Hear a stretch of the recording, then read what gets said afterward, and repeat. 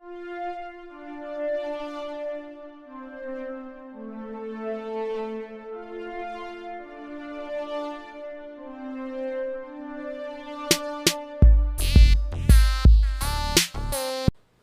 everyone, and welcome to the July episode.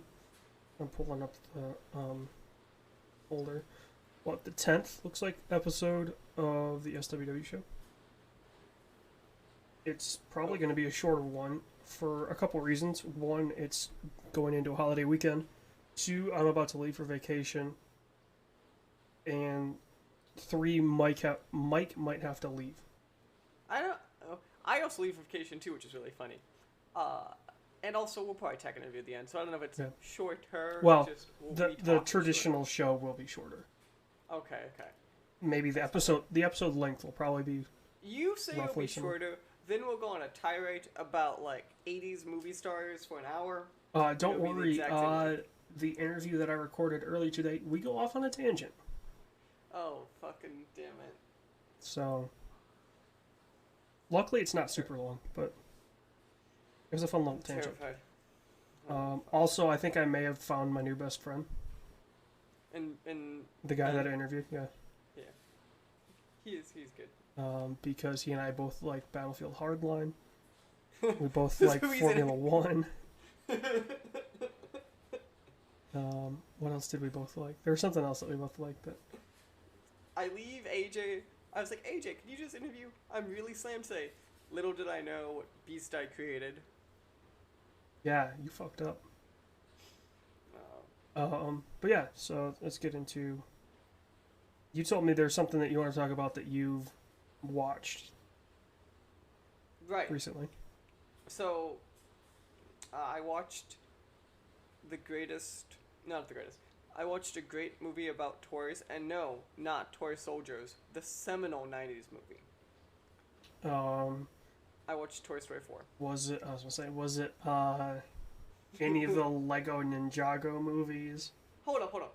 As we both agree, the Lego movies are fine. Lego Ninjago, I am not defending. Well, and then, so there was the one that was recently made. It's in the Lego universe. Yeah, the Lego movie universe. I'm calling it. And then there were like the old animated ones. Right, but we're not. I assume you meant like the Lego Ninja movie. Actually, no, I didn't. I forgot, but that was a real thing. I did mean the old ones because I only saw clips of them, and they seem to be semi-competent. But that's like the era of like not really animated movies being competent, but like they fake being semi-competent is what that's from. Yeah. Like, I would probably never watch them for any other reason than maybe it was on TV, but... And I am vetoing it right now. We are not doing that for this month's movie club. That's fine. I'm just pointing that out to the people. The only thing I've been watching are a lot of sports. Oh, we'll get to that in a second. But yeah, Toy Story 4. Have you seen this movie yet? No. I'm going to vent for a second. So mild spoiler warnings for the people out there. Okay, spoiler warning time. So the thing that upsets me about this film is, so if I tell you who the stars of Toy Story, you go Woody, Buzz, maybe a few other characters, right? Like Rex, like you, like that kind of cast. Maybe we accept introducing new characters into the movie, like in 2 and 3. Mr. and Mrs. Potato Man. Right, and then 3 we accepted Ken, and we will accept new people. Yeah. We're not saying we won't accept new people. What we will not accept is when you only let one of them be the main character and the rest of the cast is new people. That seems weird.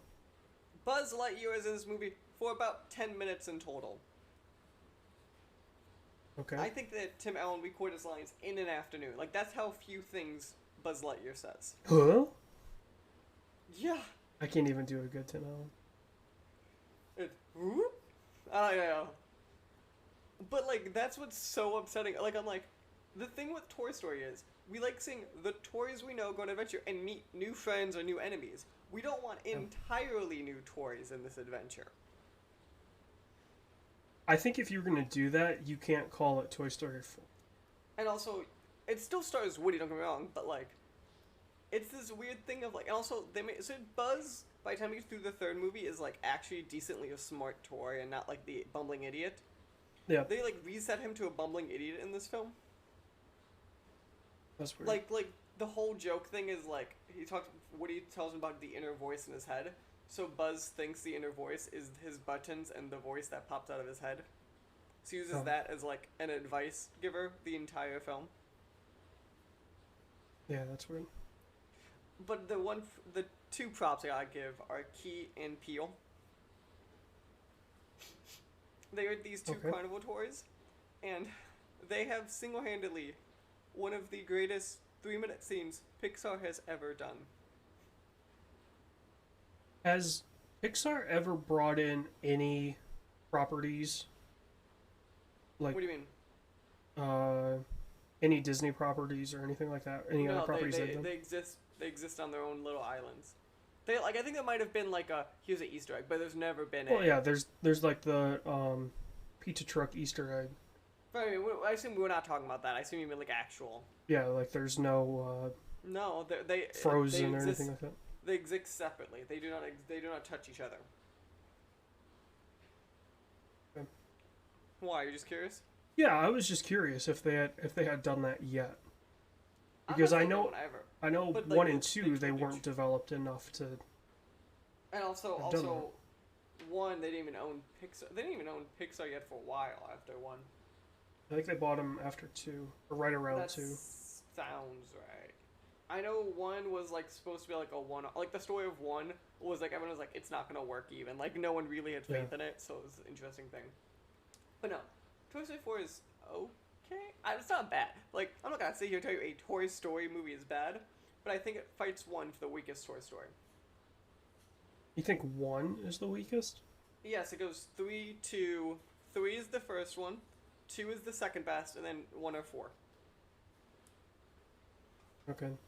I haven't seen 3 in a while, so. 3 I stick with is it's a good movie, and then there's also like stuff in 3 like that opening, like the closing thing in 3 where you think they're gonna die is like that's the Pixar magic right there. Yeah. And it ends with because 3 ends with them being saved by the aliens going, the claw, and to God's sakes, that the people who wrote that movie thought of that scene first and then reverse engineered to get to that scene of the aliens saving them via the claw. Yeah. Yeah, I have to imagine they. You have to imagine early in writing, they're like, can we make them use the claw? They're like, hey, we want to reference the first movie. What's the best way we can do it? And they're like, we have a claw. Yeah. But no, I really do think that it's a fine movie. It's just not this amazing things that I think other Toy Story. Because I think Toy Story, and I think you probably agree with me, is basically the peak as a franchise or even as individual movies of Pixar. Like if you made a master list, the first 3 Toy Story movies are towards the top of Pixar's catalog, if not the top. Yeah. Yeah. Do that. Except I always point this out though. The greatest Pixar movie of all time is my boy, WALL-E.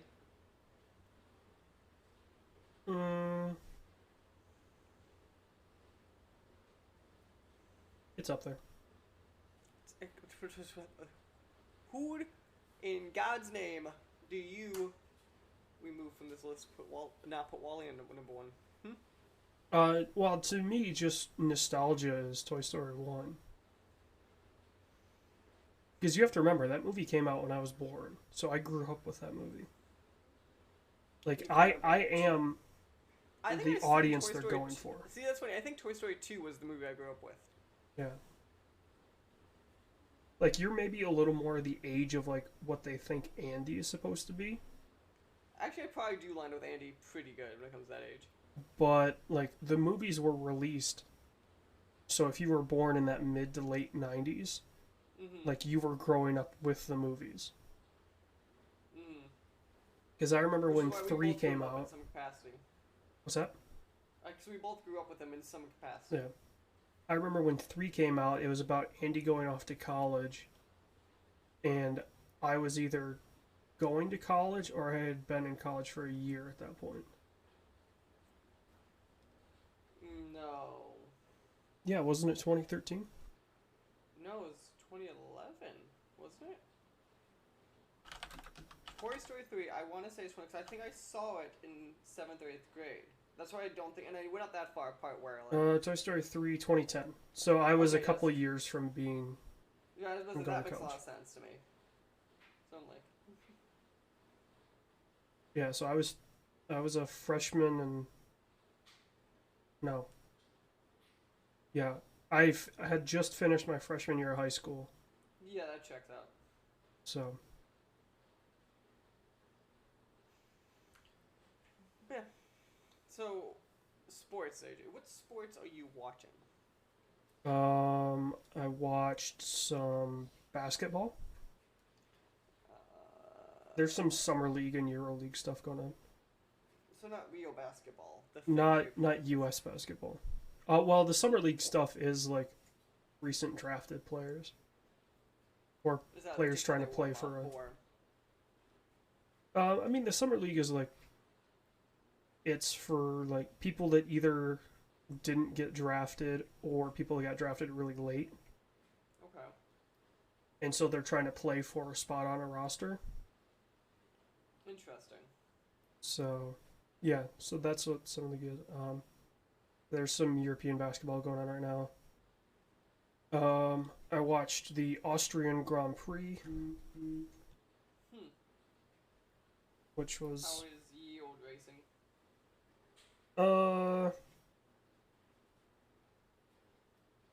There was another controversial call. Really? Mm-hmm. Just you can't judge. What, did someone inflate the wheels?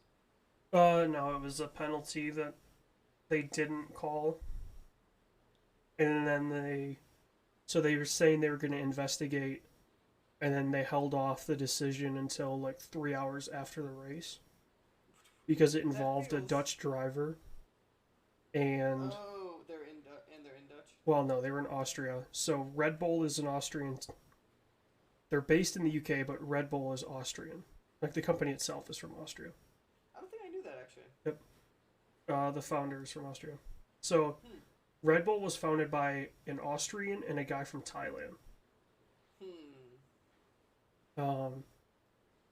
But it's not super far for the Dutch. They can like take a train down. And Red Bull's #1 driver is Dutch. So there were a ton of Dutch fans at this race. And he was one of the guys involved with the controversy. Interesting. So the thinking was, the reason they delayed it was because there was going to be a penalty. Because if you announce that there's a penalty while everybody's there, it just becomes a riot. So you let the people leave, and then you announce the penalty on the way home. But if you announce the penalty on the way home, how does the penalty, like, what is the penalty then? 'Cause to me, It would be like a 5-second penalty. So then how do you account for that after the race? You just tack 5 seconds onto their So it could change left their side. position in the race. Yeah. That So he would lose the intriguing. race. Oh, He yeah. won, and the penalty would have put him in second.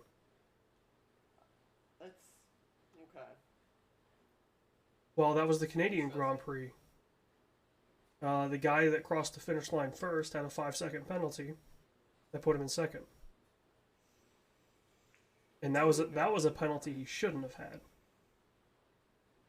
So this is now 2 races removed, and they don't hand out a penalty that should have been a penalty. Like by the letter of the law, this should have been a penalty, but it was a racing incident.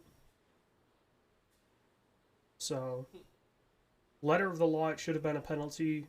I can see why they didn't, because it was a racing incident. Yeah. And then the U.S. women's national team. I was going to ask you, have you seen that? Yep, I've been watching. I watched their semifinal match against England. I didn't get a chance to catch the match against France. Oh, oui, oui. So I'm gonna ask you the question. So there's been a controversy going off, right, about how they get paid less than men's Yeah. football. What is your opinion on said matters? Um, I mean, I can see why they don't get paid as much. Because their only draw is every 4 years. Interesting. See, also part of my reason why they don't get paid much, which is, not logical at all, right? And you could say they're a better team. And I don't know, and I'm not arguing they aren't. They don't have the same ratings is the problem. A lot of the U.S., especially in the World Cup, the women's team draws better than the men's. But they don't. I thought the whole thing was like men's FIFA makes inherently more money than women's FIFA. Oh yeah, overall it does. That's what I mean. That's kind of like what their value as salary is based upon the money the league makes based upon them. Yeah. Which is why that's partially why I don't fully understand this controversy. I go, well, are they making this amount of money? No? Huh. Strange. How they get paid less. Like, I don't get the controversy in a lot of ways. Yeah. I mean, I can see where they're like, well, we should be getting paid, but in the same breath, like, if we look at the WNBA, it's a failing league that's only being held up because the NBA supports it. Like, if the NBA wasn't there to help the WNBA, it would have folded probably 10 years ago. Mm-hmm. So, if the women want that same kind of level as like what the WNBA gets, then they need to be talking to MLS to get a women's top tier league funded by MLS. But the problem is MLS doesn't make any money. Right. Because soccer just isn't big in the States. Okay. Interesting. I'm not disagreeing with you on that one. Any other fun sports? Nope. Okay. Oh, I did watch the Yankees and Red Sox series when they played in London. London, baby. Wait. Did you say like Yankees and Red Sox is in the American teams? Yeah. Played in London. The old motherland? They played at, I forget which field, but yeah. Why were they in London? Because baseball has been making huge inroads into Europe. And it's just like the NFL. They're trying to build a fan base. So they played a game there. Next year it's going to be the Cubs and the Cardinals. Interesting. Can we just leave the Cardinals there? Well, hey, you're not a Chicagoan anymore, so... Mm-hmm. My statement stands. You should be a, Braves fan?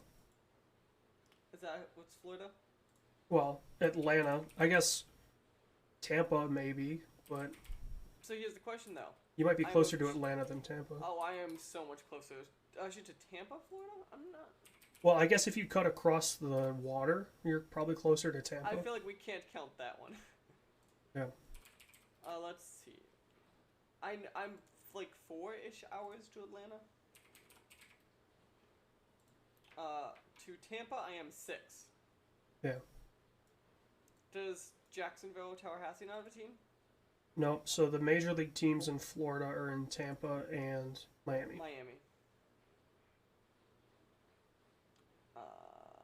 Jacksonville has football. Okay. Yep. What is a Jaguar? I've never heard of them before. The Jacksonville Jaguars? Yeah. They were an expansion team in the 90s. They no longer exist? No, they still exist. Just no one talks about them? They're actually owned by the guy that owns AEW. Intriguing. But it's funny because, like, totally don't really hear about them that much. No. Yeah, they're kind of a middle-of-the-road team. Also, the picture of the guy who owns AEW, this man looks like someone... Yeah. So that's all that. I'm trying to think what else I have thinking. I keep playing Borderlands 2 some more. I'm slowly edging my way towards that platinum. Man, I'll tell you what, you keep edging this way, by the time you get that platinum, your nut's gonna be huge. Damn But no, because part of it is I need to beat the raid boss, and I don't have a character that's over leveled for him, so I'm just kind of playing through the new game plus because that's the one where every single enemy levels to my level, and all the quests do, which means it's really easy to get experience, but it takes a while. Because the raid boss on the first playthrough maxes out at level 52, and you could go up to level 80. So if you're at like 60s or 70s, and you could solo him easily, even though he's a raid boss. Yeah. So why don't you just do that? That's what I'm doing. It just takes a while to level up. Oh, the first time you face him. So it is. You could jump playthrough counts anytime you want. So that's my level. I need to beat him in my level in my first playthrough, quote unquote, is where the raid boss is unlocked, and I need to beat him. So I'm in the third playthrough leveling up my character, so I could just send it back to the first playthrough. It just takes a while to level it up to a high enough level. That just seems like a weird system. But considering the systems that are in place of like in canon, it kind of makes sense. It's not as confusing like when you play with it than it seems on paper. Think of it like in Spider-Man, you could jump between new game and back plus a new game, back and forth kind of. Well, no, you had to beat the campaign to get new game plus. Right, but I had to beat the campaign once to unlock this too. The raid boss isn't beating the campaign; he's the raid boss. Okay. Yeah. Otherwise, my goal is obviously to platinum this before Borderlands 3 comes out. Well, you don't have very long. I could platinum this thing in 2 months. All right, I'll hold you to that. I hope you do. Otherwise, speaking of that too, me and our friend Dan launched a new Borderlands themed show leading up to 3. We just recorded one recently and put it up. So our next episode is talking about Borderlands 2 though, which would be interesting because me and Dan started doing some show notes for it. We're up to like a couple pages in show notes already. And I'm like, we're still like a week and a half out from recording this thing. This is going to be a long episode. No, I've done stuff like that before where you write down show notes. You'll stop thinking about stuff. It's interesting though because the way we're doing the show is we're also talking about kind of like the history game and like some stuff tied to it, but then we're going through like we're going through the main game, then each of the DLCs like that of consequence, and there are like 7 DLCs of consequence in Borderlands 2. Just seems too. Well, you know my stance on the game, so. That's true, but okay, because Borderlands 2 though, in that though, like introduces like new playable characters as DLC, which like Borderlands 1 could not do physically. And that's what's interesting. Also, we're doing my favorite thing at the end of it. We're doing Who Will You Kill? So how that works is for each of the games, we're choosing one playable character of the character that we'd get rid of, and then when we finish the series, we have to choose of all of the worst characters of all the games, who is the worst playable character in the history of the Borderlands series. Okay. I thought it was a fun little quirk on that kind of stuff. Yeah. Also, I don't know if you saw this, because this was posted about half an hour ago as recording this. Shenmue 3's Kickstarter backers upset over the game's timed Epic exclusivity can now apply for a refund, which Epic has agreed to pay out. Oof. It's a big oof. Because I have to imagine that's a lot of money that Epic is going to have to pay. Well, that's out of pocket. Yeah. Because if they backed the game on Kickstarter, they didn't buy an Epic key. No. They paid the Shenmue people. Yep.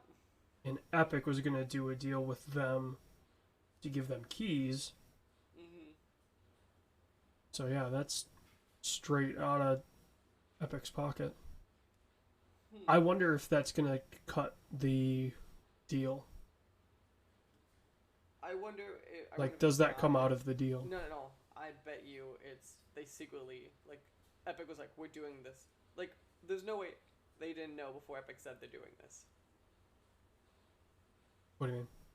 Like, I wonder if it's kind of like it's backhanded, like, we're gonna say we're doing this, guys. Wink, wink, to give you press. Oh, but they had already Yeah, planned on it. yeah. Well, I think the thing that's bad is when they said it was coming to PC, they said it was coming to Steam. See, that's the problem. If they just said it was coming to PC and people were Yeah. pissed, they at least have less validity than clearly if they said swiftly it's coming to Steam. Yeah, somebody replied, "That's good. Companies slash startups need to stop promising things like Steam support unless they mean it. Just say PC if you haven't nailed down distribution." Which to me is a legitimate argument. Yeah. Because again, especially in this era, just say PC. And also, if you just say PC and someone backs you on Kickstarter, right? Why does it fucking like at the same like you already have their money and you just go here's the code or here's the game for God's sakes, we'll host it somewhere. Why does it matter in that way? Yeah, you could. I mean, this would be a terrible way to do it, but you could just give them the executable. Right. I'm not saying I agree with you, it would be a terrible way, but like the whole point is like, yeah, I agree. Like maybe we just shouldn't be saying Steam anymore. We should be saying PC, which Valve's probably not happy with that solution, but Yeah. oh well. What would have been interesting is if, on what position do you think people would have been if it wasn't Epic exclusivity, it was GOG exclusivity? Better yet, it was itch exclusivity. So, like, if they had said, "Oh, it's exclusive to GOG on PC," would people have still been? Yes, of course there'd still be. I don't think they would have been in as much of an uproar because it's not Epic. Really? Yeah. Yeah, how much of this is just... Because it's Epic. Yeah. Which is so fucking... I'm gonna say it. It's just... I don't get the fucking... People are just venting for no goddamn reason. Like, the hatred of Epic Store is just baffling to me at some point.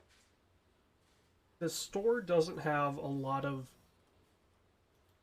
what should be considered, like, basic Somewhat. necessities at this point. And I agree with that, but I don't know if the irate anger is because of that solely. As much as it feels like people, like it's so, like it feels more like people are just upset because they're like it's big business. You know, Steam's big business, but PC gamers don't treat it that way. They treat it as God. Yeah, I will say if somebody out there is thinking of launching a PC store, at least nail down, like, just look at Steam, okay? They have wish list, that shouldn't be too hard. They have a cart, shouldn't be too hard. They have multiple region currency support. Again, shouldn't be that hard. What else? Like, there's some just simple stuff that if you're gonna have a store, you should have day one. Like, and those four things are stuff that Epic still doesn't have. I'm not defending like Epic Store like in its like feature shape. I just mean more like I don't get the irate anger in the way that people are giving it. Well, Like I will say if they're, if you want a refund, like, there's no currently good way of getting, or easy way of getting a refund on Epic. Like, it still takes a while. So there's definitely, I can see some of the anger. But, yeah, some of it is unjustified. And I think some of it is people angry, like, trying to vent anger about the Pitchford situation. Which is a good idea, because, like, what if people, like, we're gonna, like, not play the game. Like, no, you're not. Yeah. I do not believe you. I will say, what's the guy that runs Epic? Tim Sweeney? Yeah. He seems like a total douchebag. Like, he goes back on a lot of the stuff that he says, and, like, just straight up says stuff that isn't. But I okay, I'm also gonna say too. I think Epic is at the same time. You could argue why they're doing it. I think they're doing moves that are great for consumers and game developers. As much as they're doing bad stuff, like the redefining the industry to the 12% standard, which, based on people I have talked to off the record, secretly, 12% is about to become the actual standard of the industry, not 30%, and that was solely because of Epic. Oh yeah, the 30% has died. People were saying that coming out of E3, like 30%'s dead. Epic is the, like, you 100% can point to the Epic Game Store redefining that standard. Yeah. Which is a good example. I go, as much as you want to give them shit for certain things, and partially justified, we can't sit here and pretend they're all these evil things when, like, that's a good example of a thing where just going from 30 to 12%, even if I don't adjust my pricing from a developer point of view, how many less copies do I need to sell to be profitable? Yeah. Well, and okay, you know what? We'll look at this on a macro scale. Let's name a Fortune 100 company that produces something that's not just like a stockbroker or a bank. So, Apple. Yeah, especially now, since Jobs is passing, and even while Jobs was there, Apple has. Jobs was there. I think Apple was a good company. I think you could see the change when Jobs got sick. I think is when you could see it, because he wasn't in the company that much. Yeah, his vision was for a pretty good company, but like the approaches that they take now of just like, we know you're in our ecosystem, so we are just going to exploit you. Like, why isn't there's uproar, but people aren't going to do anything? Right. Like there was a survey done, and it was in an office, so it wasn't like a big survey, but it's probably a couple hundred people. But 30% said they wouldn't switch to iPhone because they didn't want to be green in messages. Which is, I thought switch out of iPhone. Blue is iPhone, green is Android. Yeah. Android. Or anybody else, yeah. So it's like, if people are that petty about, oh, I'm not going to change because I don't want to be a different color in messages. Which is such a dumb reason. Like, point blank, that's such a dumb reason. Like, if people are that petty, then a store isn't gonna... Like, it's gonna change the industry, but... But I think Epic Games Store has done stuff, and again, you could argue why, that I think in the long term will help the industry, and in the short term has specifically helped the devs on that store. Yeah. Oh, yeah. Like, as much shit as you want to give the exclusivity deals, by all accounts, on the dev side, they're actually, like, clean, good deals, not ripping them off. Yeah. And, like, so there's a really good example of this. You're not going to know it, in the Formula One world, the Haas team, which is the only American team currently racing. Okay. They took sponsorship from Rich Energy, which, if you look up Rich Energy, it's an energy drink. Nobody's really ever seen it. Like, you can order it online, and if you do that, it exists. But you can't go buy it. Interesting. So it's definitely a shell company or a front company for the Russians. But they requested their money up front. The check cleared, and so they're fine with it. Like, you know, as long as these exclusivity deals are clean, if the check clears, then go for it. Like, you know, the smaller people need all the help they can get. Mm-hmm. I will say companies like Gearbox and I was gonna say Ubisoft, but they have their own launcher that you could buy it from. No, Ubisoft is coming. I think all those games are on the Epic Store exclusively. But they have their own store. They have both. I think the thing is, but they also put all the games also on the Uplay Store. Yeah. But like a big name company doesn't need this. Small people, absolutely. I like an indie dev that wants to take a deal, go for it because it's gonna help. Because the way I like their deals is the way I understand it. Because I know a lot of it's NDA. The way I understand their deals is basically Epic doesn't per se give you cash in the front end. It's a lot of it is they go, we will guarantee you will sell X units, and we will pay you to make sure you sell X units if you do not. Yeah, so it's just insurance basically. But like, and people like, some people scoffed at it. I go, that's actually a really great deal. Like, basically, it is the same as guaranteeing money, but they go, but here's the hard, tangible way we're doing it. We're like, because a lot of times, if you'll be honest too, as much as I love the idea of unlimited top end as a dev, you're more stressed about your bottom end. So you can remove that stress out of the dev part. I might argue you might get better games because you're less stressed about the like, will we make this profitable part. Yeah, maybe it'll allow people to take more risks, but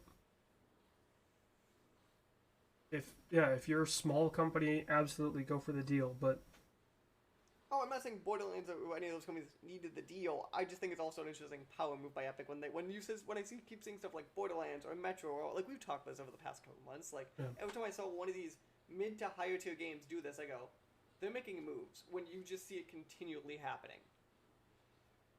well, and I definitely think like a lot of what's going on is people trying to test a proof of concept. Mm. Like, okay, Metro, what was it, Exodus? Yeah. Like, okay, it's on Epic, it's not on Steam yet. How did it sell compared to Metro on Steam? Mm-hmm. Like, so they're just trying to do a test case on does it make sense? Mm-hmm. So, yeah, I think you're going to see it. And I guess if it makes sense for people, then you're going to continue to see companies do it. But if the lost sales don't account for the better cut, Mm-hmm.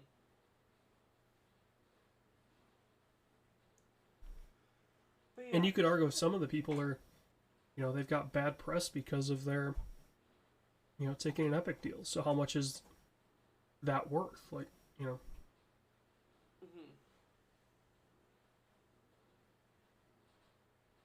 yeah. I'm trying to think. So, speaking of Epic Store, I think it's a good time to talk about it. So another game I played it's called Spellbreakers. It's an alpha. You get the keys on their website and it's through the Epic launcher. So it's a battle royale, but the whole shtick is like you grab these like runes and stuff, and you have to like choose what spells you have. It's interesting to me because it's a couple things. It's a battle royale that's not focused on guns, which I know they exist, but like realistically, most battle royales are shooters. Mm-hmm. And it's interesting because they very MOBA'd this thing up. Like, so you unlock classes. Mm-hmm. You have to do quests to unlock classes. The quests are easy. Like, you'll probably get a class basically every round or two until you max out the classes. But the whole thing with them is when you have to go into when you start the world up, you have to pick 2 classes of like the 10 that you get to have. And then you could use any spell, but if you use the spell tied to your classes, you get certain powers, and then every time you get to a new circle, you level up, and you could then use your level up points to either put points into, because each spell has a levels 1 through 5, so you do that to level up one of the 2 spells you have. Okay. Which I think is a very interesting, how do we combine MOBAs and battle royales into it? Like, it's fun enough too, but I just thought it was very interesting how it does that. And also even like they have like the gear system of the usual like common to super rare. Mm-hmm. But there's even little stuff I like they have runes for one of the things, which gives you like a power. Like one lets you travel back in time, one lets you fly, one lets you jump really far, like stuff like that. What I think is interesting of like making it a deeper battle royale. Yeah, that seems interesting. It's because it's an alpha. player count is not always there. Yeah, I mean, Like Battle Royale player count in general isn't there. Like, you and I have been trying to play Apex, and, you know, we have seen considerable wait times even for the regular mode. Yeah, which is also a little concerning. Yeah. Which I will say, I hopped into the new season. So we are recording this the day that Apex Season 2 launched. So, how is it? It seems fine. The map changed a little bit. You've already got the battle pass straight away. So you don't have to go buy it. Wait, it's free? Yeah, there's a premium tier, but it's a free battle pass. Okay. There's missions just like Fortnite or PUBG. Okay. Yeah. I think the map changes are pretty cool. So I heard something about unique. flying stuff and like dragons or something? Yeah, we've seen the flyers. Right. But they actually do more? Yeah, I guess you can interact with them. The Leviathans are now on the map instead of in the ocean. Okay. So that's pretty cool. Yeah, there's a little trailer before the before your first game. It's like the first time you fire up Apex, you'll see the trailer for it.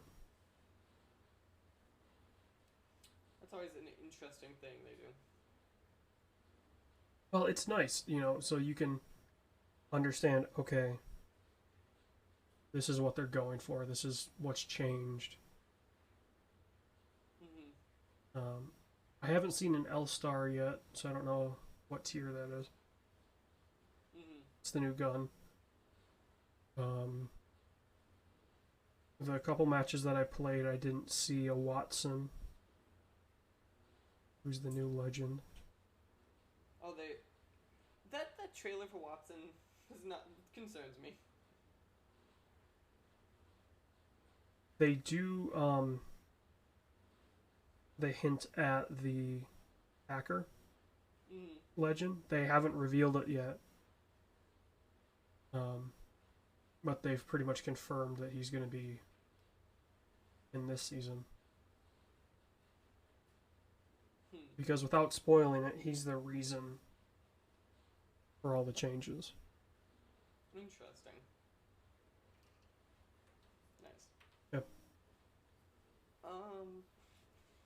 Otherwise, the other big thing is a friend of mine writes game design and dev books.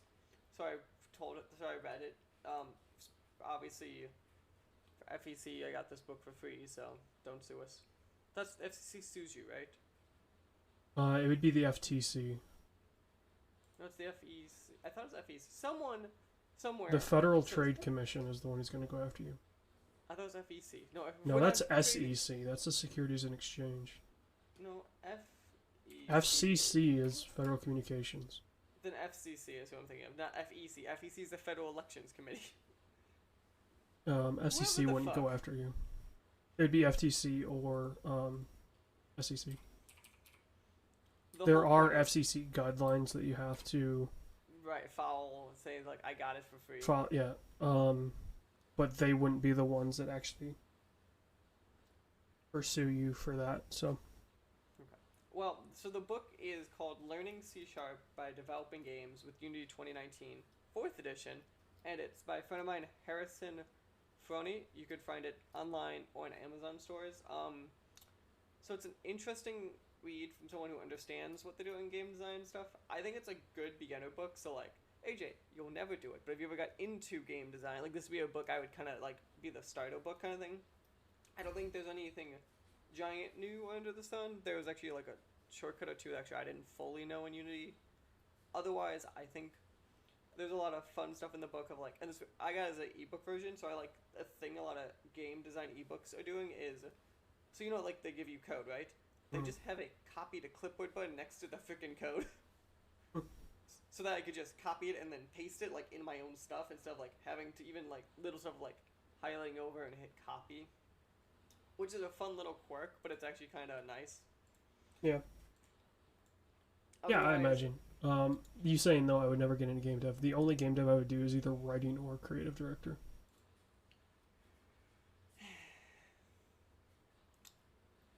creative director is. I'm not saying it's not a thing, but like, it tends to be like. You tend to come from somewhere. You don't usually start as a creative director. Exactly. So I would probably start as a writer,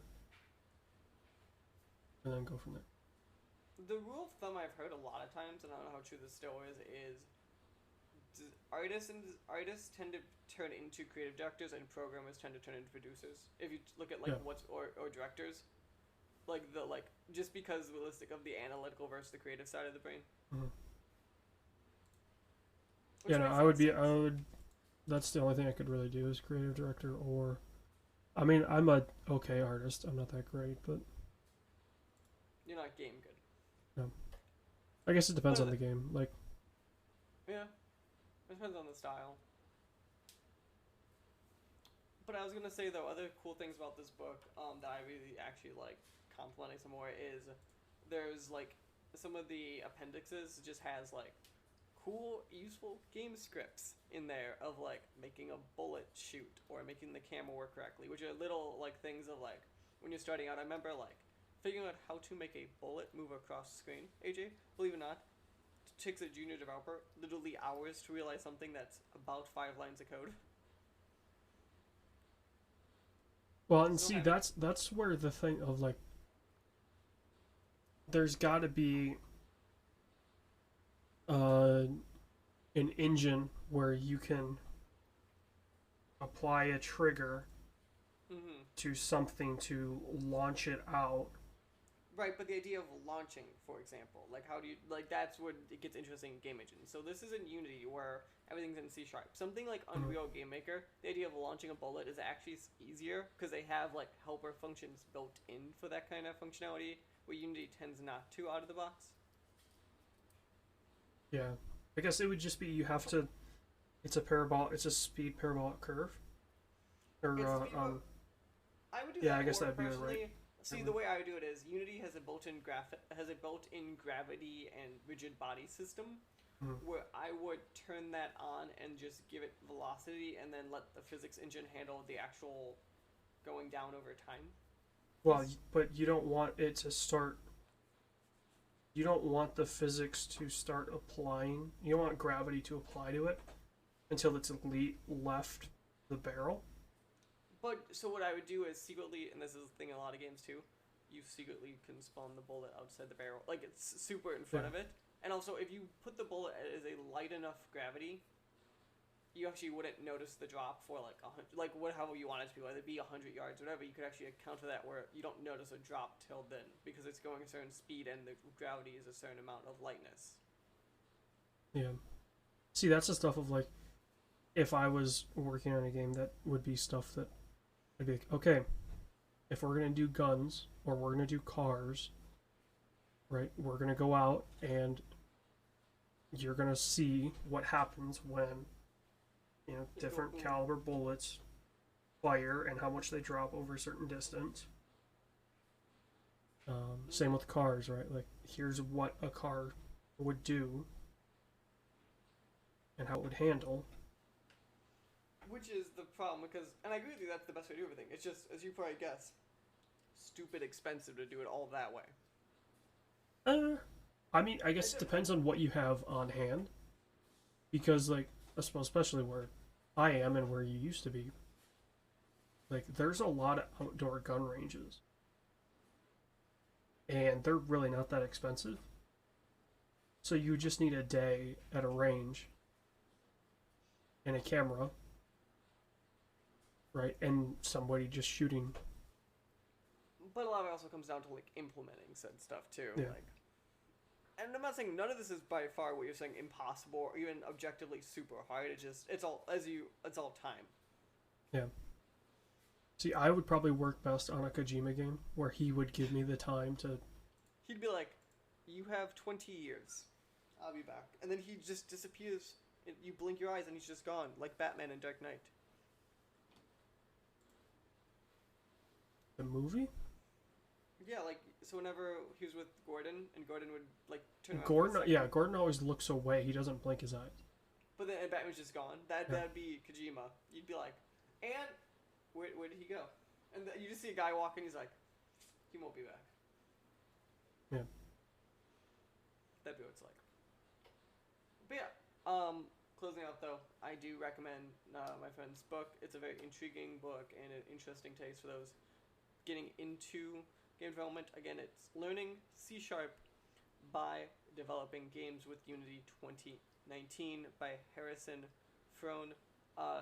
You can find it on Amazon, packets of fun ebook websites, stuff like that, if you hunt for it. Well, in we'll have a link right in the description. Yeah, we'll have a link. For Amazon listing. We'll have an Amazon linking description down below so you guys could see it. And probably links to his social, because I have to imagine got Twitter and stuff. So, yeah, that stuff. Yeah, that's I think all I've been playing and reading and stuff. No, it isn't. It isn't? Mm-mm. Oh, no. There's one more thing. There's a game that both you and I are playing. Well, I've played less of it than you have, but yes. Well, we're still both playing it. So, AJ made me download this thing we call crack in the digital world. What's the name of this strand of crack, AJ? Well, also, I don't know if we'll be able to play because currently the servers are down. Or at least last I checked, servers were down. That's fine. I could always do packing and stuff, so we'll play it when you get back. We have to. It's this wonderful game. I don't know about that. Called Magic the Gathering Arena.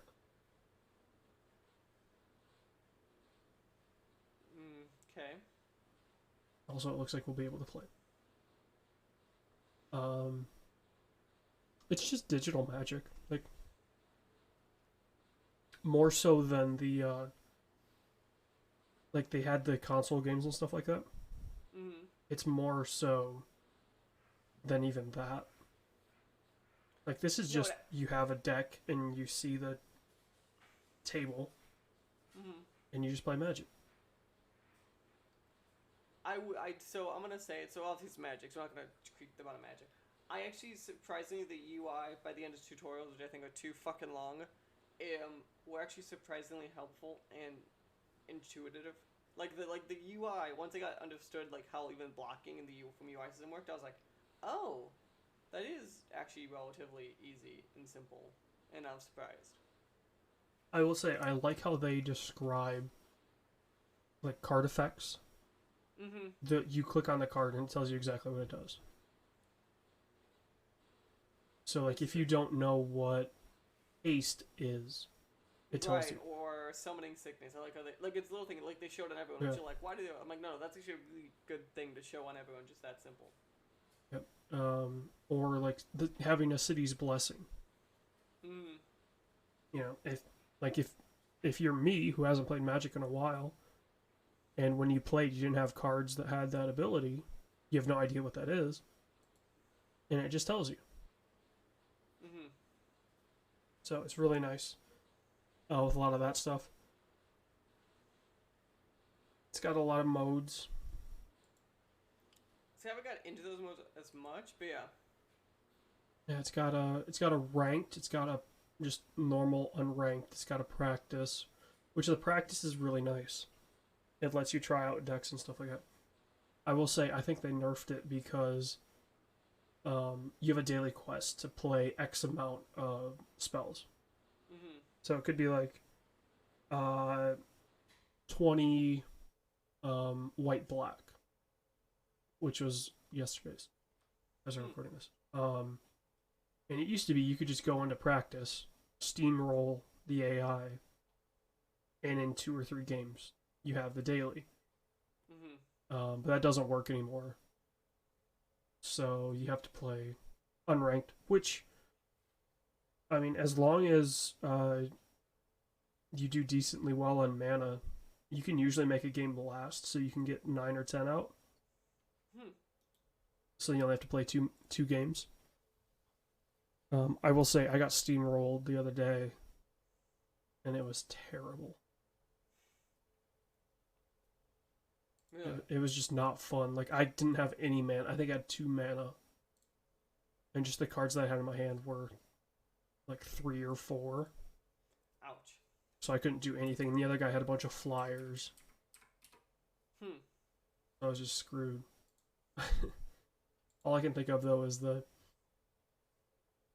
I messaged you after our last recording. I played a game, and I 20-0'd a guy. And I told you he could have lasted probably another turn. That was it.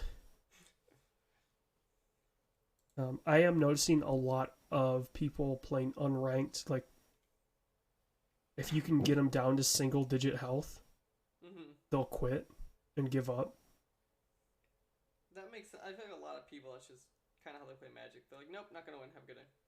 Well, like, one match, I was at, like, 13 or 14 health, and got a guy down to 2 or 3. And he could have beat me if he played his cards right, but he didn't. So he just, like, he didn't even get to his turn. Like, I took him down to 2 or 3 health, and then he quit. Even though he was set up to just trounce me. So, yeah, it's a fun game. I do approve. I mean, it's Magic. Like, if you like Magic, you're gonna love this game. Oh, it's magic, you know. The leveling system that they have, it's like 25 total levels. Okay. I will say you get like decent stuff out of that. So if you're just downloading it, like focus on just playing. Like don't even care about win-loss. Just play. And that practice does count towards that level. So just get the experience, get the cards that you get from that, get the decks that you get from leveling up. And then, because then that opens up, you get a total of like 10 decks, I think, from playing that, just going through that entire skill tree. So you get that. I think the Twitch Prime deck is done. But, so, like, you can just get, you can play this game for free. You don't have to spend any money. So, it's a good free-to-play game. Nice. So, AJ, I think it's that time of the show. So, Mike. It's time for us to pick Movie Club. Do you want to do that right now, or do you want to do the other thing? Do you want to save that for later? The other thing? Yeah, that I talked to you about earlier. Do the other thing first. We'll get to Movie Club in a second. Okay. For those that are listening, and well, if you're listening, you keep up to games coverage. A YouTuber by the name of Etika. Let me just find his real name. Desmond Amofa is his full name. He was very popular in the Smash reaction community.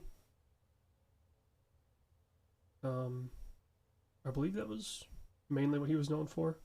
A lot of like character reveal reactions and stuff like that. He had been dealing with some serious mental health problems for a while. And a lot of people were making jokes about it. And I forget when exactly it happened, but it was in the past year. He just like bulk uploaded porn to YouTube to get his channel deleted. As, he thought that was a good thing at the time, I guess. And as we record this, it was, a week ago? was June 19th. It's been a couple weeks now. He took his own life by jumping off a bridge. And if you have mental health problems, this isn't a solution. Like, no matter how much you think it will help, it doesn't. Because, you know, it affects a lot of people, right? So it affects your family, it affects your friends, it affects, you know, if like Etika, it affects your community. Like, this really shook a lot of YouTube. So because I want to point you guys to an article we linked to this that I think stands great. Say what you want about him or your opinions of just loudmouth people. So Greg Miller wrote this great thing. I think it's on Reddit. It's called "You're Not Allowed to Kill Yourself," referring to that, just as a general topic. Yeah. So yeah, we'll link that. Mike, if you want to put in the description as well links to suicide hotlines, okay, the website and phone numbers, because this is just happening more and more, and it's, you know, it's gotten to the point where, like, I think in my brother's graduating class, at least 2 people took their lives before they graduated high school, because they were dealing with problems. Like, if you think you have mental health problems, like, talk to somebody about it. You know, you need to get that figure out how to deal with it, because it's not gonna, you know, ending your life isn't gonna help it. So yeah, I hate to end the show on a bummer, but that's why we have Movie Club. God damn it! So now it is time for us to discuss Movie Club. I have a pitch for a movie. I just don't like how late this movie comes out in the month. Okay. I will say I will give you a couple movies for our old movie, mainly because that's stuff that's going to be on the flights. You know the new movie I'm thinking of, don't you? Actually, I don't. So there's 2 options in my head. Option 1, which is earlier in the month by a week, is The Lion King. Okay? Wait, hold on one sec. Option 2 is Once Upon a Time in Hollywood. Quentin Tarantino's second to final movie ever. Right, this is not. And Quentin Tarantino did an interview today saying this is his second to last movie. Yeah. I say let's do that. Let's do Once Upon a Time. I just don't like it comes out super late in the month, so just it'll just have to be a quick turnaround. So this comes out on the 26th. We'll try to do it that weekend. It's just a matter of wanting to everyone, like, it will be a later movie club before then, so we'll probably drop an interview in the middle. Yeah, but we'll put something up. Yeah. We also will probably have a Borderlands show before then, so there'll be stuff. It's just movie club will be super, super, super late in the month. Just a warning for everyone. Yeah. Okay. So AJ, what is your? Okay, here are the options. And these are just the movies that have been added in July. Us. The Biggest Little Farm. No idea what that is. Looks like an indie movie. Isn't It Romantic? Alita Battle Angel. Nancy Drew and the Hidden Staircase. I hate you. Like, these are just the movies that Delta added, okay? And Hellboy. Which Hellboy? 2019? The new one. So, hear me out. I'm leaning towards Isn't It Romantic? Because I feel like we need to hate ourselves some more. I kind of want to veto that because I'm going to have to be sitting in a plane watching this. I really would love for you to sit there in a plane watching this with your mom next to you, just being like, what the hell are you watching? Well, honestly, she'll probably be watching.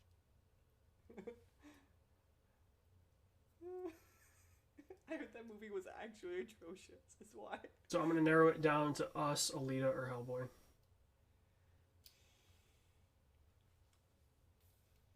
I'll leave it up to you. Towards Hellboy. Okay. Is that acceptable for you? Yeah, I'm honestly interested about that movie, so yeah. And to clarify, that is the 2018 or 2019 Hellboy. Whatever. It's the most recent. I just want to make sure, like, just to clarify to everyone, it is the recent Hellboy, not. It's the non-Ron Perlman Hellboy. Mm-hmm. Yeah. Okay. So it has been decided. Old movie will be Hellboy. New movie will be Once Upon a Time in Hollywood, which I'm fucking stoked for. Yes. I am amped for that movie. Yes. Remember, we'll be really at the end of the month, and we'll have an SWW show like a week or two later. So don't worry about it. It's fine. That's how schedules work. But otherwise, yeah. Thank you for joining us for this long episode. See, is that still over an hour? Long, short episode. SWW show. At the end of the show, we will have an interview for you guys. It is Gibbous, I think is the name of the game. Gibbous. AJ, what is Gibbous? It is a Lovecraftian point-and-click adventure. Nice. I gave that to you. I was hoping. I think in my head, I feel like Lovecraft was something you'd be intrigued by. I am. So here's the thing, right? Like, I enjoy Lovecraft from afar. Mm-hmm. Like, I know a lot of what the basis of that stuff is, but I'm not going to start diving into the books or anything like that, just because it's so. There's a lot of it. I've written a few, read a few of the books, a few of Lovecraft's books. I know the idea. I've seen some like Lovecraftian movies and played some games that are kind of based on it, but yeah. Good job, good job. But yeah, so that will be the end of this episode. Remember, you could follow us on Twitter at the SWW Show. You go to swwshow.com to figure everything out. You can subscribe on iTunes, Anchor, podcast services of your choice. Remember to leave us a nice 5-star review. Remember, you can follow me on Twitter at Mikey_Maroney. You can follow AJ at that Anchorage boy on Twitter. Is that not? This is not that Anchorage boy. You can, yes. Okay. Remember, what's up? Again, if you think if you're thinking about taking your life, first off, please don't. But remember, there is the suicide hotlines and all that stuff. 1-800-273-8255. Follow 800-273-TALK on Twitter. Yeah. It's never a solution. Yep. But yeah, remember, you could find the show once a month is the SWW Show. We have Movie Club once a month, and now for the next couple months we do have the Borderlands Show, where our friend Dan and I discuss the wonderful magical world of Pandora, going through one game at a time in the Borderlands series. Pop quiz, AJ. Including 3, how many games are there in the Borderlands series? There's 1, 2, pre-sequel, Telltale, 3. Is that it? That's it, because I'm counting like VR port and Vita port, like Borderlands 2 still. So yeah, good job, AJ. And Harrinson Collection is just 2 and pre-sequel. So yeah, it just is, yeah. AJ, you get a metaphorical claptrap sticker. You can just go ahead and throw that right in the garbage. I thought you'd appreciate that. But yeah, we will catch you guys next time. AJ, say goodbye to the wonderful people as you go into the cold land. It's supposed to be 82 when I land in Anchorage, so it's not that cold. Hashtag apocalypse. See you guys next time. Bye. Hello, everyone, and welcome to a special segment of the SWW Show. It's me, AJ. Mike's not on this one. And today we have Liviu Bor from Stuck in Attic, whose new game, Gibbous, a Cthulhu adventure, is coming out soon. Yeah, Liviu, how's it going? Hey there. Hey, it's good to be here, AJ. We're good. We're very tired, but we're super excited because our game is going to release very soon, and we've been working on it for a long time, and I'm just always excited to talk to people about it. This is basically what I've been doing for 3 years, just just bugging people about my game. Yeah, and making it. Yeah, a lot of the small developers that we've had on and done interviews with. That's the sentiment of, we're almost done, and now we want to talk to people about it, and we finally get the chance to, talk about it because we spent so long. Absolutely. Yeah, it is. It's cathartic, because I think there's a point in each game's development cycle where you feel like maybe toward the middle point where you feel like it's never going to end. Like the more you chip away at it, the bigger it seems. So it just feels really good to be nearing completion finally. I'll also say the your final sentence in your Steam description, I think, is very funny. It says, a comedy cosmic horror adventure made in Transylvania. Yeah, that's our tagline. It's a lot of things coming at you from all directions, like comedy, cosmic horror, Transylvania. The Transylvania thing is funny because when we started doing that, because we started saying that we're from Transylvania for two reasons. One of them is that actually the entire game visually is inspired by Transylvanian architecture and nature. I'll talk about that a little bit more a bit later. But the funny thing is that it's so weird when you tell people where you're from and they don't believe that it's an actual place. Like a lot of people are skeptical. Like, Transylvania doesn't really exist, does it? Because it's associated with Dracula and stuff. I'm like, no, yeah, it actually exists. It's not a country per se. It's a province of Romania. Like Romania is composed of three provinces, and one of them is Transylvania. But it's and it's comedy cosmic horror because it's super inspired by the works of H.P. Lovecraft, but at the same time it has like this comedic. It's also very inspired by classic LucasArts point and click adventures, not just LucasArts, like point and click adventures of the '90s. And one common characteristic that most of those games had, that they had a really good sense of humor. It was the first time. Yeah. When I was playing a computer game, maybe you remember those times as well, when you actually saw humor in a video game, which was pretty rare, right? Yeah. It's interesting that you mentioned the LucasArts, because I did a review when it first came out of Duke Grabowski, A Swashbuckling Adventure. Oh, yeah. Which is not only like in the LucasArts style, it's actually a former LucasArts developer that made it. Bill Diller. He's one of my heroes, visually speaking.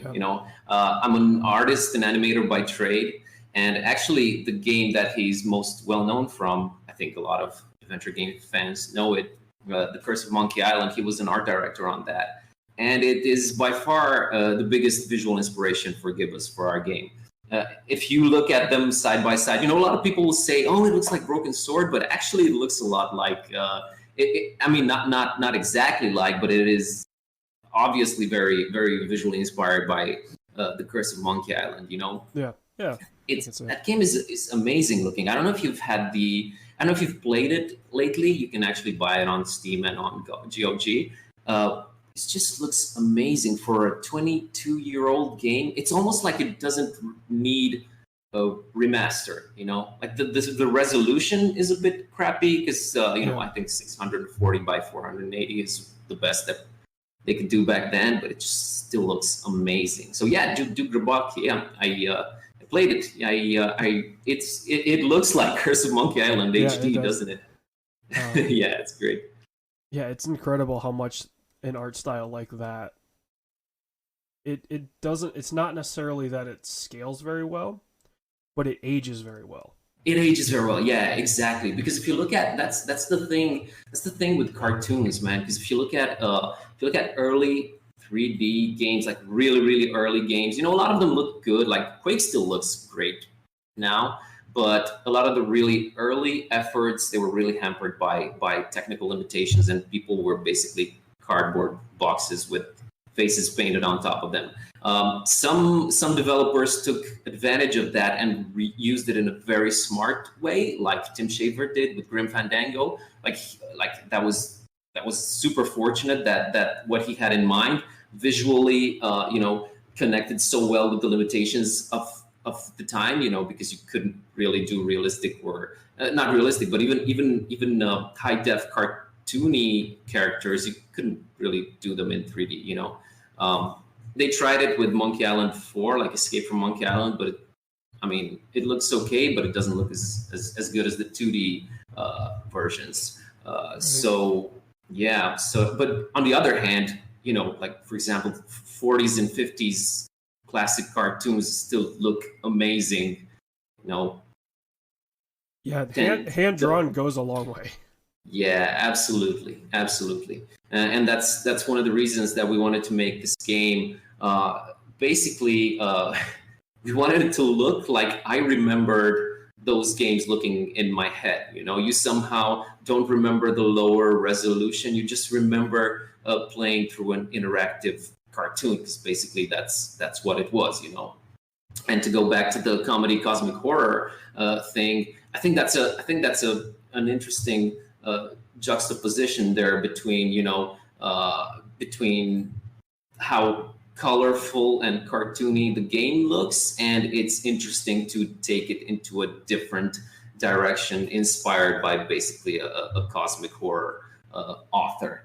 And this all stems from the fact that when you're finally presented with the opportunity to make your own game, it's that I think it's like writer's block, when you have that blank piece of paper in front of you and you don't really know what to do with it. There are so many possibilities, so many directions that you can go into. And my approach here was I will just take a lot of things that I enjoy and just slam them together. Just put them together into one whole, and then try to figure out, it's like a puzzle. Try to figure out how I could make all of this work together, and whether I can make that happen. And actually, it turns out that you can. So the game is comedic on a moment-to-moment basis, but overall, there's a darker overarching story to it, and it just works. I'm very happy that it works, because it was a relief when I finally figured it out. And for people who don't know what the game is about, it revolves around this book from Lovecraft's Cthulhu mythos. It's called the Necronomicon, and in our version of the Necronomicon has the power to change the reality around it. And so there are 3 playable characters. One of them is a detective whose name is Dawn Archetype, and the game begins with him being hired to find this book. So he tries to find it, but it doesn't fall into his hands. It falls into the hands of this librarian that discovers the Necronomicon and takes it home, and just reads something out loud from it to see what the deal is, and accidentally transforms his cat into a walking, talking abomination. And that's where the game actually starts, because they embark on this quest to transform Kitty, his cat, back into a normal cat, because she doesn't want to be humanized. She hates being humanized, because everyone knows that cats just like being decorative and being served by humans, feeling like gods, I guess. So that's the whole premise of the game. So yeah, that's the way that I thought it would be fun to bring these very different elements together. And the story gets progressively dark as the plot unravels. Basically, that's how it is. Yeah, I'll tell you what. If I was a cat and then suddenly became a human, trust me, I want to go back. Yeah, absolutely. Because they're like, if you look at a cat, like I'm very much a fan of animals in general, but cats are the most fascinating beings, because every time you look at a cat, chilling out, they look like they're in this very absolutely zen state, that I imagine that they would not want to be taken out of, so that's Kitty literally says this, my deal is sleeping, eating, and generally being decorative, and I just don't want your kind of problems, man. So you better turn me back to just being a cat. Yeah. And yeah, you're mentioning that it gets darker, which when you're handling Lovecraft, like eventually it has to get there.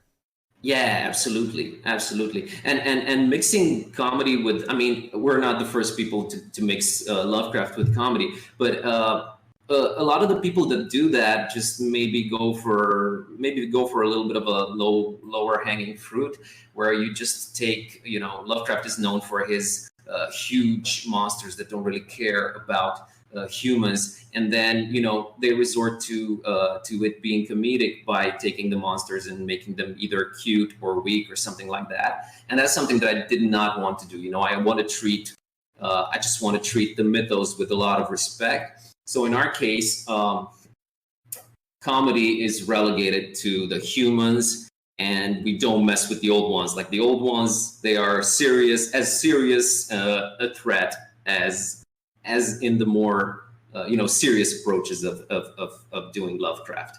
Um, and Lovecraft never really cared about his human characters. They're not really well developed.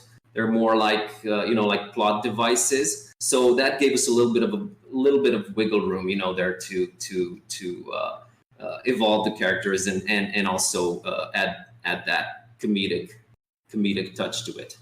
Yeah, it in Lovecraft, it's almost like when uh, George R. R. Martin's writing about food, and Oh yeah, and he goes on for 40 pages. Yeah, he goes absolutely. on for 6 chapters about what is effectively a turkey sandwich. Yeah, exactly. And that's the thing. Like Lovecraft has been adapted in so many mediums, but it's super hard to do it with with video games. I feel like narrative games, adventure games in particular, I think it's the best medium for Lovecraft because you know, once you start shooting at Lovecraftian abominations, I feel like it sort of takes away from their overall effect a little bit, you know. Whereas in a point and click adventure game where you don't shoot anyone, and it's more of it's I think it's a very good fit for Lovecraftian stuff because it's more of a slow burn investigation sort of thing and unraveling mysteries. You know, I mean, if you look at Lovecraft's work, he rarely ever has any kind of action sequences or anything like that. It's all about the atmosphere, and that's what we're trying to do ourselves. You know, so yeah, I feel like adventure games are a very very good fit for Lovecraftian stuff. But the good part, if you don't know anything about Lovecraft as a player, you can still play our game, and it's not. I mean, I've written it so that you need no previous knowledge of his work to understand what's going on. You know, it just there's a lot of nods that connoisseurs will probably appreciate, but overall, it makes sense without having to know even who or what Cthulhu is. You know? Yeah, it's yeah. You mentioned you start once you start implementing action, it weakens it because to me, like the way Lovecraft should be approached is almost like the way that they approach the shark in Jaws. Yes, Like yes, if I you can build wholeheartedly agree. yeah, if you can build the atmosphere of there's something out there that could just destroy you if it wanted to, Yep, but it yep. doesn't necessarily care about you unless you piss it Yeah, off, then you know yeah, there's a horror in that, like just not seeing it but knowing it's there and knowing it could do whatever you it wants at any exactly. time. Yeah, exactly. And that's the case with most scary, especially with movies, but most scary media, you know. But in movies, since it's such a in movies and in games, since they're visual mediums, uh, it gets a lot less scarier once you see the monster. That's how. I Yeah. mean, once you constantly start seeing it, and you can start poking at it and stuff. It's all about that build up. Exactly as you said. I agree there. I So agree because yeah. you know just adding tentacles to stuff and just throwing a lot of monsters at the player. I think that's just window dressing Lovecraftian. Yeah. Yeah, it should be the approach that I've been playing a lot of Sea of Thieves. It should be the approach that that game has to the random encounters of the Megalodon and the Kraken. Kraken. Yeah. I will admit, though, the Kraken in Sea of Thieves is much scarier than the Megalodon. Because the Kraken will just destroy you. The Megalodon, unless you provoke it, it won't do anything. Most of the time. But yeah, just that idea of, okay, I know there's something out here. You don't know. Well, players that have played a long time know when something's going to happen. Yep. Because they can look at the sky and realize that, okay, there's no skulls in the sky, so there's going to be a Kraken. Or a thing, random event like that. And just that, the horror idea of that, like, I'm not a huge horror guy, but I appreciate world building. And if you can create a world where there's this horror to it, but it's not traditionally scary. Mm-hmm. It's more of a dread. That I definitely like. Yep. Yeah. It's a lot. I think it's a lot easier to do in very narrative-driven games and harder to pull off in other types of games. I mean, it's you can pull off tension very very easily in action games, but Lovecraft usually he's a lot. He goes on a. I mean, his work functions on a different, little bit deeper level than just there's a monster out to get me.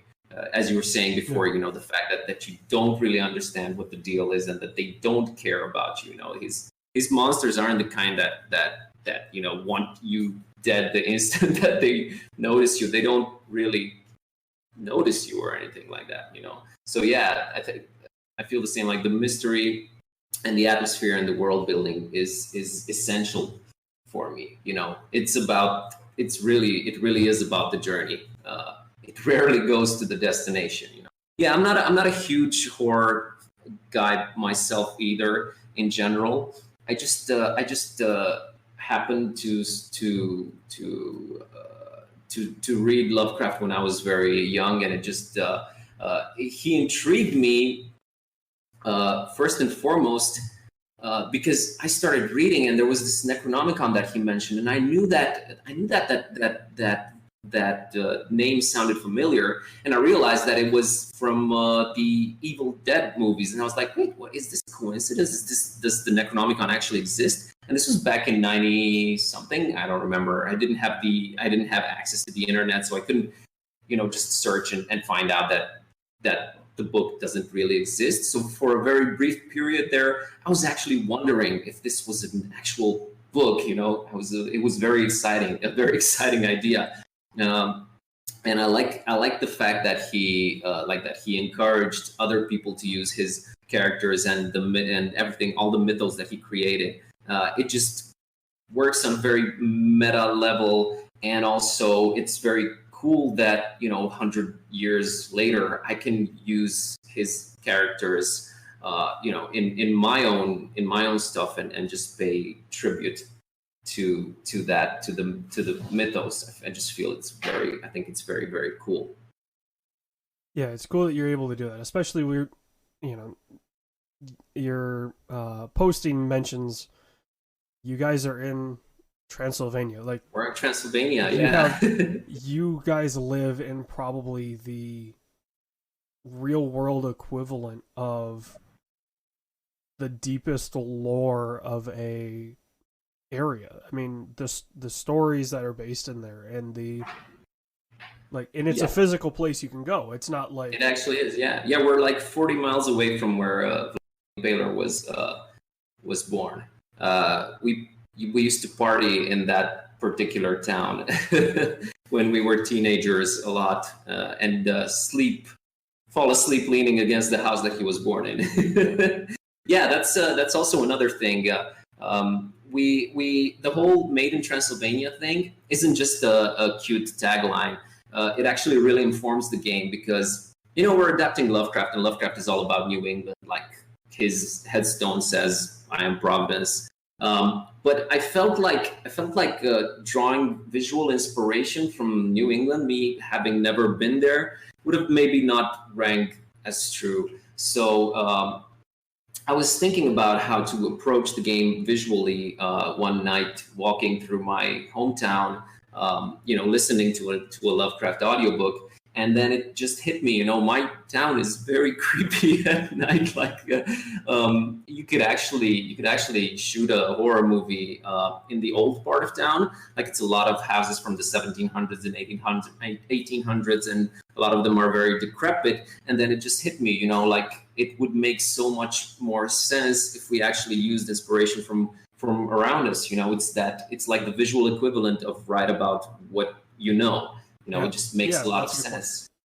Yeah, so whether you are like you actually travel to Transylvania in the game, but whether you're in Transylvania or in Fishmouth, which is our equivalent of Innsmouth, or in Darkham, which is our equivalent of Darkham, most of the buildings are actual buildings from our hometown. And if you can get the special edition when there's going to be a special edition where you get the soundtrack and stuff like that, and included is going to be an art book where you can check out like not just the process, like the visual development process, but also pictures of the town buildings, and you can recognize, you can see which part of which building ended up in the game and what it was originally, and it's a lot of fun for us. It's a lot of fun for anyone who's been in our town, really. But I also think it's like this fresh perspective, at least visually.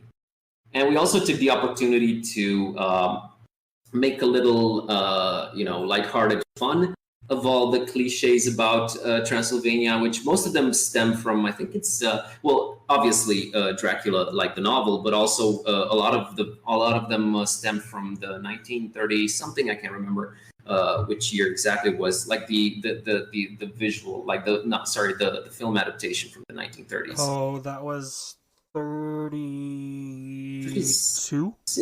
32, yeah. Is it 32 or 36? Yeah.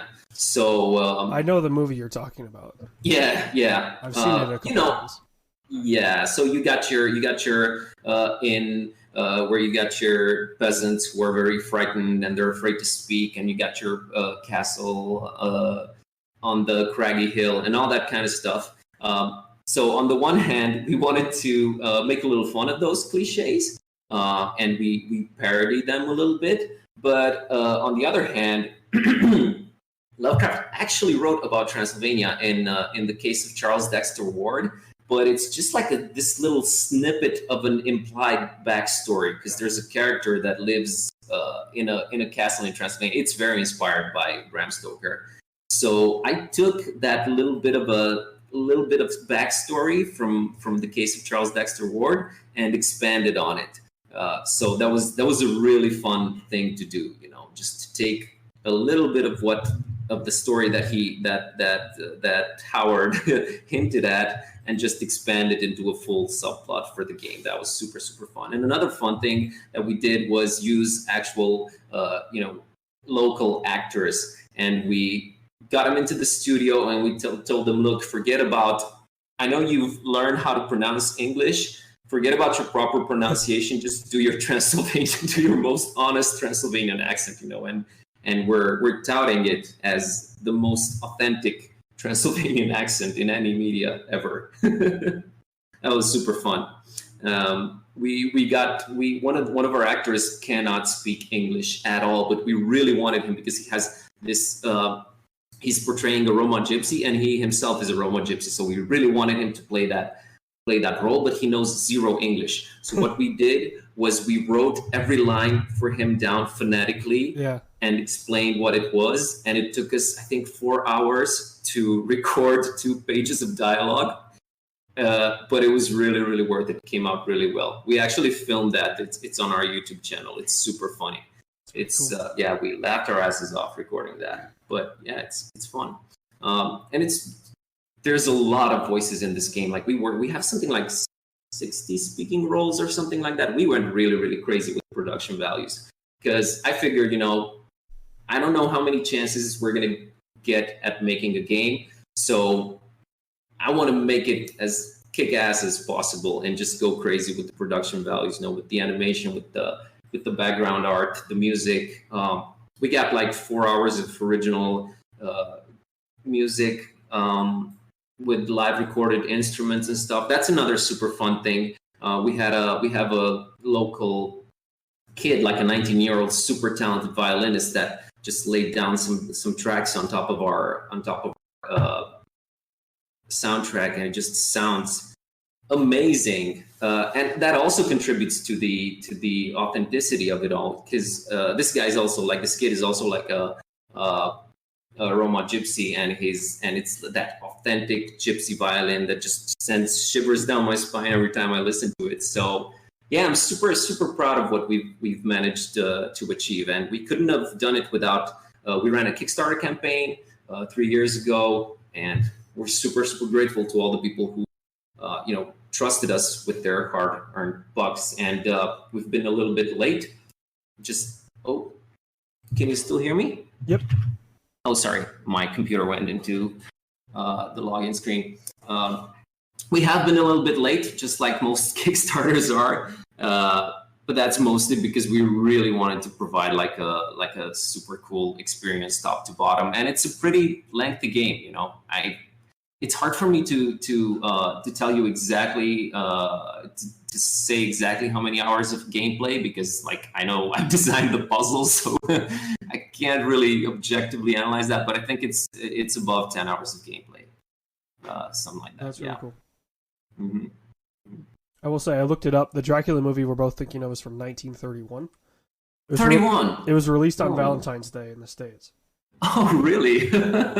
Cool. Yeah, I need to see that again. I love those old monster movies, like the Universal monster movies. They're really, really neat. And for us, it's very fun to see, fun and funny to see how Transylvania is portrayed. But another interesting thing that not a lot of people know is that Bram Stoker never actually set foot here. So everything that he wrote was from research that he made himself, I think, back in London. He never really was here. Pretty thorough research, I must say, because he looked at a lot of pictures of castles and stuff. But yeah, it's funny to think that he literally put us on the map. He's definitely the reason that 99% of people know about Transylvania, but he's never actually been here. That doesn't happen too often. That doesn't happen too often, yeah. It's like a meme here in Romania, because Transylvania is the most well-known province. It's probably one of the best known things about Romania. Lots of people don't even know that it's in Romania. It's just so absurd, but funny at the same time, Yeah. And it's being associated, since it's being associated with horror. And we're making a cosmic horror thing. It would have really made sense to make a vampire game, really. It really would have made more sense to make a vampire game.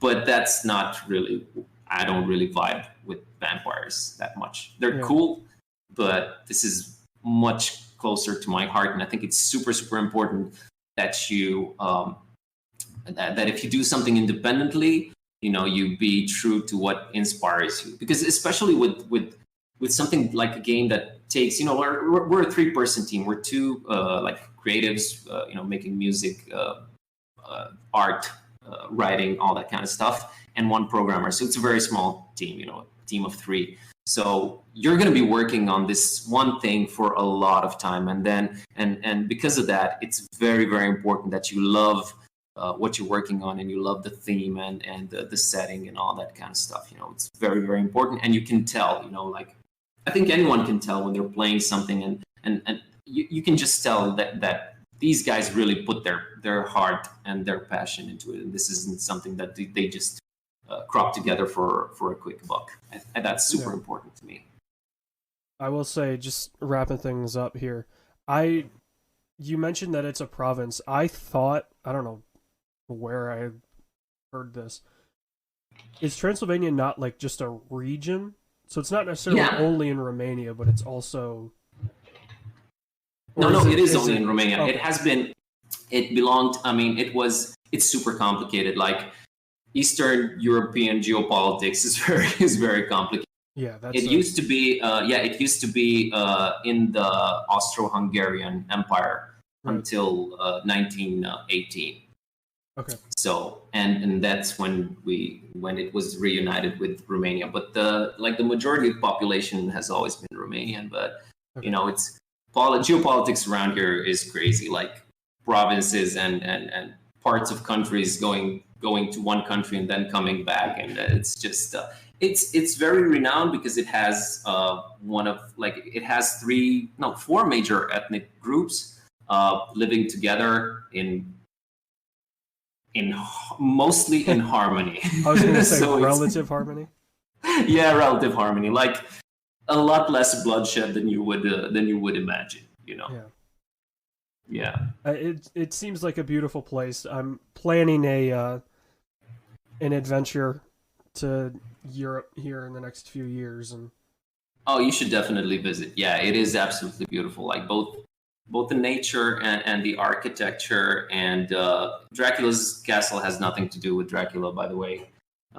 He probably lived there for like a few weeks or something. I'm killing a lot of myths here. Yeah. So yeah, what they're saying is Dracula's castle is only being associated. I mean, it's being associated with it because I think that's the castle that Bram Stoker used as a reference, like as an inspiration when he wrote about his castle. So it is sort of connected, just very tenuously. But yeah, you should definitely visit, and swing by our studio if you're in the area. I was in Montreal a couple weeks ago, and I was just about to message one of the developers we've had on and say, hey, is there any chance we could swing by? But then I realized I'm exhausted. I drove 11 hours, and I really don't feel like walking around someplace. Completely understandable. Yeah. Feel that. Yeah, but yeah, generally we're very happy to have people here, because we're in a very small town. We have no indie community or anything like that. We can also safely say that we're making the best point and click adventure ever made in Romania, because we're also the only one. Yeah. So we're always happy to be able to talk to other like-minded people, and thanks to the internet we can do it. Yeah. It's incredible what the internet can do. It absolutely is. Just the thought of me being able, of us, the three of us, just making this game here in the middle of nowhere, basically, and being able to reach out to thousands and thousands of people via the internet, and having our game, reach them. It's crazy. It's amazing. All right. So I'm not going to push you for a release date. I know it's coming soon. Yeah, all I can say is this summer, definitely. Like, we don't want to be later than that. It's not like we're obfuscating intentionally. It's just we're translating the game into 14 languages, and we have 12,500 something lines of dialogue, and they're all voiced, and it's just a logistical nightmare. And we just want to make sure that everything is in place and everything is working correctly, and all the translations are correct, because you only get to make one first impression, and we really want it to be as banging as possible. Yeah. I've played enough of those Japanese games that came to the States in the late 90s, early 2000s that were translated weirdly. That were translated literally. Not, okay. Yeah. Not necessarily the intent of what the phrase was. They just translate literally. So yeah, I mean, I'm all for people if what they're working on and what's taking time is we want it to work and make sense everywhere. Yeah, absolutely. That is the intent. Yeah, and it's harder than we thought it would be, because if you don't speak Japanese, you have to trust your, for example, you have to trust your translator. But then someone comes and says, this translation isn't correct. which one of those people do you trust? And it's just I just hope hope that people appreciate the effort of trying to deliver, the game in so many languages of their, I'm even translate. I've even translated it into Romanian, even though I wrote it directly in English. I translated it into Romanian because one, I can, and two, even though it doesn't really make commercial sense, because I don't think people will buy it because it's in Romanian. It's just it was just a fun thing to do, it was just a fun thing to do. So, yeah. I will say you answered my question of if you wrote it in Romanian or English. So no, I wrote it directly into English. It's weird. I think it's the medium. Since I've never played any video games in Romanian, and there aren't really any. I mean, there are some that are localized. It just it just made a lot more sense for me to write it into the language that I played other games that inspired me. Yeah, it just made a lot more sense that way. That's a really interesting position to take on that. Yeah. Thanks, man. This has been a very eye-opening for me interview, not only for the game, but also for the fact that now I have to schedule my trip to stop in Transylvania. Awesome. I'm glad to hear that. Because I am definitely interested in checking the area out. And yeah, when I go, I'll make sure to send you guys something and see what's going on. And yeah. Awesome. Yeah, if we're not too busy working on then we'll just show you around. All right, everyone. This has been a special segment of the SWW Show with Liviu Bor from Stuck in Attic and myself, AJ. So, yeah, check out Gibbous, a Cthulhu adventure coming later this summer. Yep. Thanks so much for having me on. Yeah, no problem. This podcast was a product of the SWW Show. You can find more at the swwshow.com or facebook.com/the SWW store or twitter.com/SWW. You can find out more about Mike at Mikey_Maroney on Twitter and more about AJ at LoCBor on Twitter. Remember, new episodes come out twice a month, one focusing on the new entertainment news and one focusing on movie club, so new and an old movie. You can find out more again at the swwshow.com, and you can find the show on podcast services around the globe.